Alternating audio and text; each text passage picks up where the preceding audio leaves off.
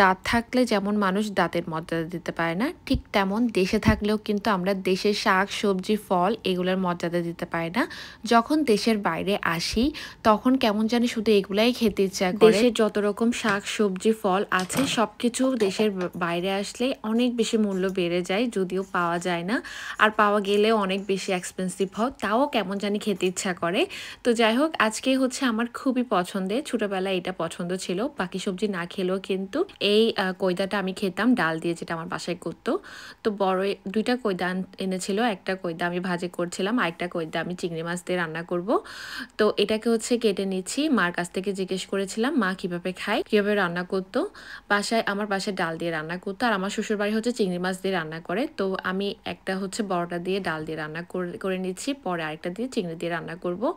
তো এটা যে বড় বিচিটা আছে ওটা ফেলে দিচ্ছি, ওটা রান্না করার পর মুখে লাগলে ভালো লাগবে না। যেগুলা কচি ছিল ওগুলা রেখেছি আর কি। তো এভাবে চিকন করে কেটে নিয়েছি, আর অনেকটাই হয়েছে।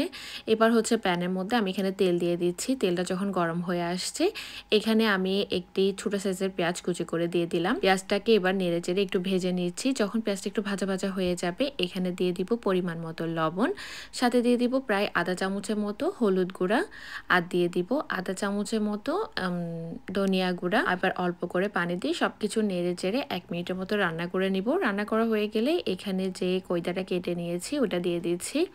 কইদাটা দিয়ে এবার সব কিছু একটু নেড়ে চেড়ে মিশিয়ে নিচ্ছি। মেশানো হয়ে গেলে এটাকে ঢেকে প্রায় 2-3 মিনিটের জন্য রান্না করব।